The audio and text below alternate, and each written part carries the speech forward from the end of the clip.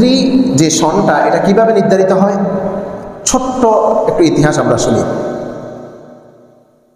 Greek মূর্তি পূজক যারা ছিল তাদের বর্ষপঞ্জি ছিল, ক্যালেন্ডার ছিল।